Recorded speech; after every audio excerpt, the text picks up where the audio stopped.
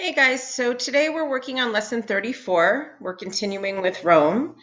And today we're going to be talking about how Rome went from a republic to an empire. And we're going to answer the essential question: did the benefits of Roman expansion outweigh the costs? So, as the ancient republic of Rome grew, its power expanded. By the early 1st century CE, it had become a mighty empire that ruled the entire Mediterranean world. The expansion of Roman power occurred over approximately 500 years, from 509 BCE to 14 CE. At the beginning of this period, Rome was a tiny republic in central Italy. However, 500 years later, it was a thriving center of a vast empire.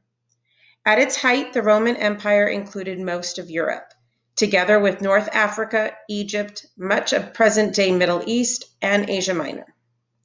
The increase of Rome's power happened gradually and came at a price. Romans had to fight countless wars to defend their developing territory and to conquer new lands. Along the way, Rome itself transformed. The Romans had once been proud to be governed under a republic of elected leaders. Their heroes were men who had helped to preserve the republic. Leaders in different parts of the world would later be inspired by this structure of government. However, by 14 CE, the republic was just a memory. Power was in the hands of a single supreme ruler, the emperor. Some Romans even worshipped old emperors as gods, an act that shows how powerful these rulers could be.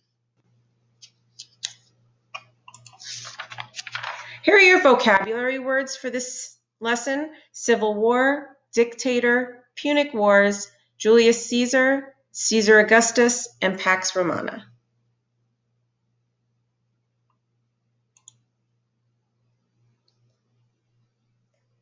So, the growth of Rome from a republic to an empire happened over 500 years, and the story has four major periods. The first period of expansion, or becoming larger, began in 509 BCE.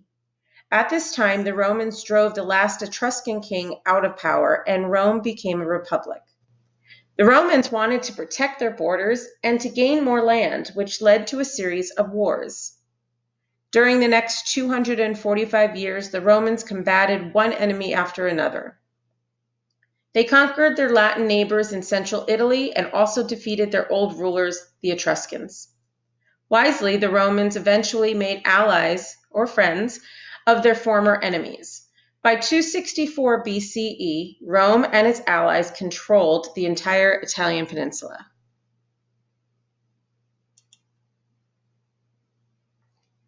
During the second period of expansion, Rome's growth threatened two great powers, the Persian Empire and the city of Carthage in North Africa. During the second period of expansion from 264 to 146 BCE, Rome and Carthage fought three major wars. Through these wars, Rome gained control of North Africa, much of Spain, and the island of Sicily. Roman armies also conquered Macedonia and Greece. During the third period of expansion, from 145 to 44 BCE, Rome came to rule the entire Mediterranean world. In the east, Rome took control of Asia Minor, Syria, and Egypt. In the west, the Roman general Julius Caesar conquered much of Gaul, modern-day France. Proud Romans now called the Mediterranean our sea. However, the Republic was in trouble because civil wars divided the city. Roman generals were becoming dictators and setting their armies against the power of the Senate. Caesar himself ruled as a dictator for life until he was assassinated in 44 BCE. The men who murdered Caesar thought they were saving the power of the Senate. However, several more years of civil war followed. Then Caesar's grandnephew, Octavian, seized total power. The Senate named Augustus, or honored one. Rome was now an empire governed by one supreme ruler. The fourth period of expansion began with the start of the empire and lasted until 14 CE. The first emperor, Augustus, added an enormous amount of new territory by pushing the borders of the empire all the way to natural boundaries, like rivers, to more easily defend it. Later emperors continued to add more territory so that at its height, the Roman Empire stretched from the island of Britain in the northwest to the Black Sea in the east. Each period of expansion involved cost and sacrifice. The next 4 sections provide more details about each expansion.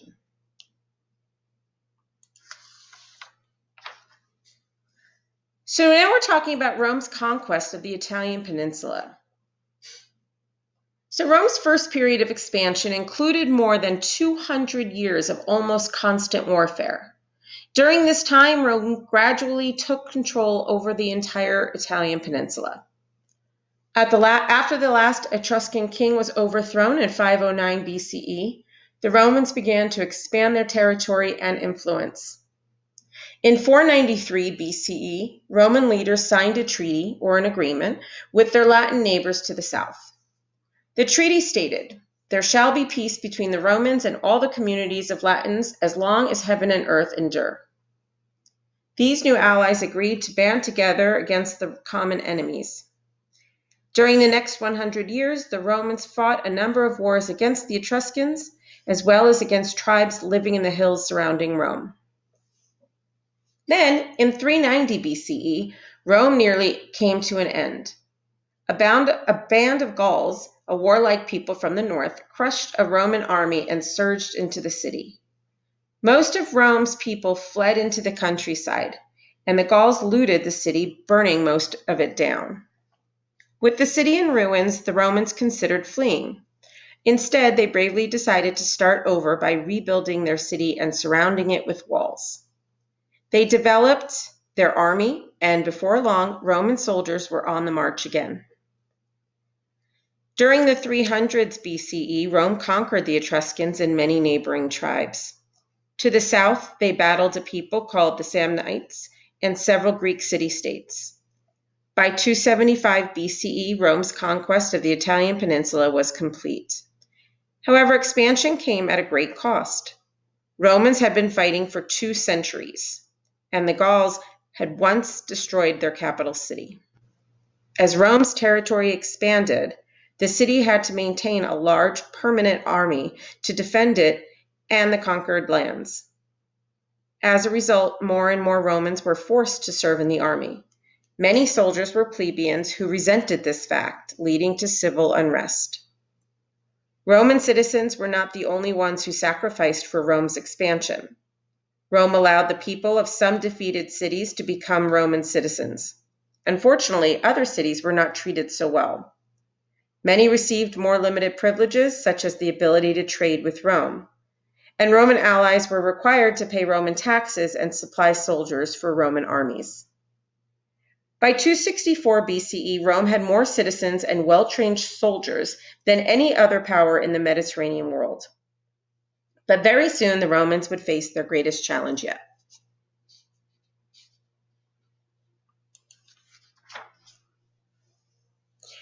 During Rome's second period of expansion, it fought 3 savage wars for control of the Mediterranean region.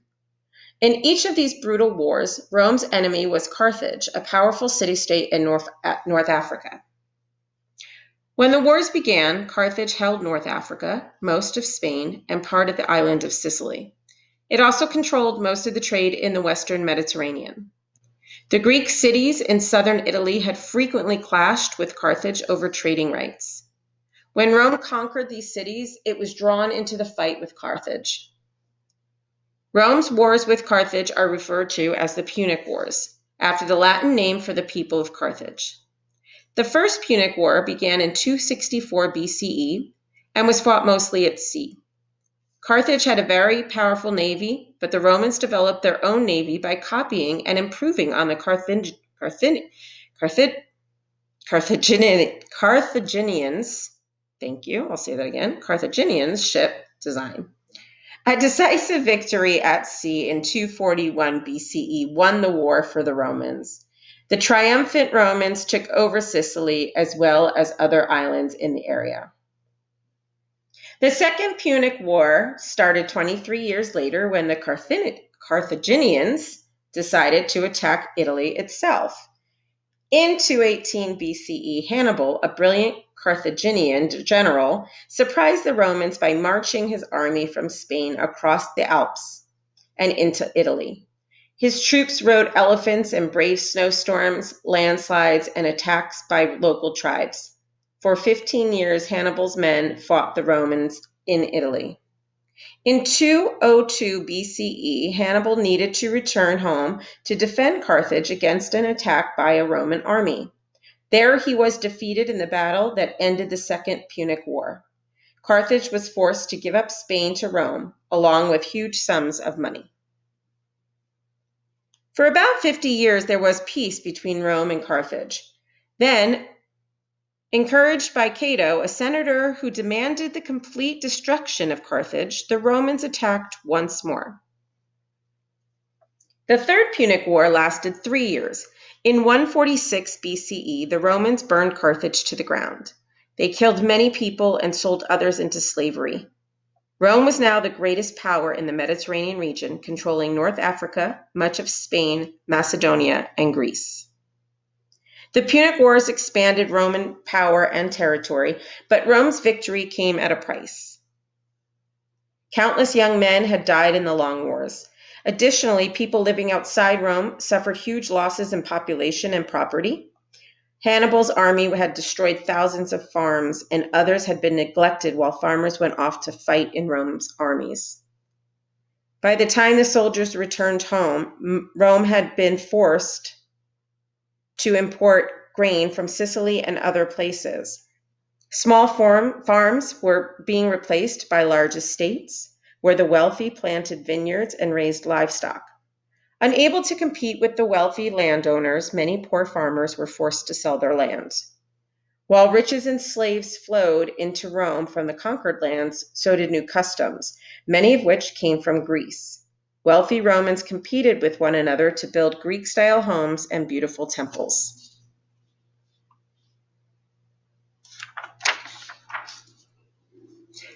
By 145 BCE, Roman conquest had brought considerable wealth to the city of Rome, but they had also put the ideals of the Republic under great strain. By the end of Rome's third period of expansion, the Republic collapsed. The final years of the Republic were marked by still more wars. Many of Rome's allies resented having to pay Roman taxes and fight in Roman armies without enjoying the rights of citizenship. In 90 BCE, some rebelled, and to end the revolt, Rome agreed to let all free Italians become Roman citizens. Rome also had to fight to subdue slave revolts. As Romans conquered new territory, they brought hundreds of thousands of prisoners to Roman lands and turned them into slaves who labored on farms and in the city. Although some slaves were respected, Romans often treated their slavery very harshly. A slave named Spartacus led a famous revolt in 73 BCE. After crushing his army and killing Spartacus in battle, the Romans sentenced thousands of the surviving rebels to death on crosses. There was trouble brewing in the city too. With so many slaves to do the work, thousands of farmers and laborers had no jobs. They crowded into Rome, becoming a mob that an ambitious leader could turn into an army. Rome's army was producing many such leaders. Generals used their armies to gain fame and power in distant lands and then to fight for influence in Rome. In one such civil war in the 80s BCE, a Roman leader named Sulla commanded an army to put down a revolt by Italian allies to obtain Roman citizenship. 40 years later, another civil war erupted between two ambitious generals, Pompey and Julius Caesar. Pompey had expanded Roman rule in such eastern lands as Syria and the island of Cyprus, while Caesar had conquered much of Gaul. By 49 BCE, Pompey was back in Rome, while Caesar commanded an army to the north of Italy across the Rubicon River. Both men wanted to control Rome, but Pompey had the support of the Roman Senate. Encouraged by Pompey, the Senate forbade Caesar to enter Italy with his army. Caesar disobeyed in January of 49 BCE and crossed the Rubicon with his army.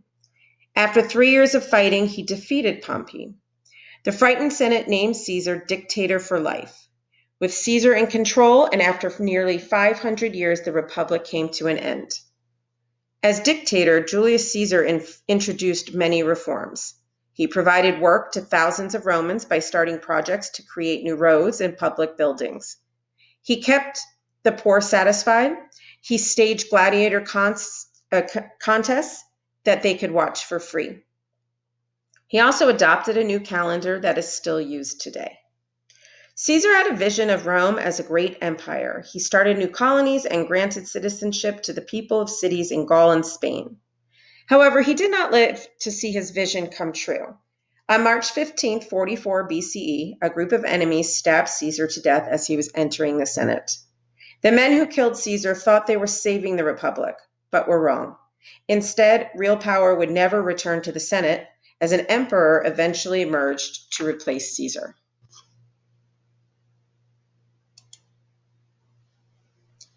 Caesar's murder plunged Rome into civil wars that lasted over 10 years. When the fighting ended, Caesar's grandnephew and adopted son Octavian was the sole ruler of Rome. He began the Roman Empire and Rome's fourth period of expansion. To gain power, Octavian had to defeat jealous rivals, one of whom was Mark Antony, a popular general. Antony had married Queen Cleopatra from Egypt. In 31 BCE, Octavian defeated Antony and Cleopatra in a sea battle near Actium, Greece. His army chased the couple to Egypt, where they killed themselves. Octavian was now the supreme ruler of the Mediterranean region. Octavian knew that the Romans prized their republic. He told them he was restoring the authority of the Senate, but in fact, he was in complete control. The Senate gave him the title Augustus, which means revered or honored. He ruled for life as Caesar Augustus, and historians call him Rome's first emperor. Augustus encouraged education, art, and literature. He completed grand construction projects, repairing more than 80 temples. "I found Rome brick and left it marble," he boasted. He also gave Rome its first police force and firefighters. Augustus ruled over more than 50 million people. He turned eastern kingdoms such as Judea and Armenia into Roman provinces. To better defend the empire, he pushed its borders to natural boundaries: the Rhine and the Danube rivers in the north, and the Sahara in the south, and the Atlantic in the west. The empire needed a strong economy, so the Roman government implemented taxation in order to fund the building of harbors, canals, and roads to improve trade. Romans also established a single system of currency, which made it easier for goods to flow across the empire and into foreign lands as far away as China. But Rome's final expansion brought new problems. To form Roman morals, Augustus harshly punished people for being unfaithful to their husbands or wives. To protect himself and his family, he established a private army, the Praetorian Guard. Later, this same guard sometimes participated in murder plots against the emperors it was supposed to protect. Under Rome, the Mediterranean world was mostly at peace for 200 years, a period which is called the Pax Romana, or Roman peace. But keeping the peace cost the Romans a great deal. During Augustus's reign, one rebellion in the east took 3 years and thousands of soldiers to subdue. Later emperors added to the territory controlled by Rome. From Britain to the Red Sea, a single power ruled over the greatest empire the world had ever known.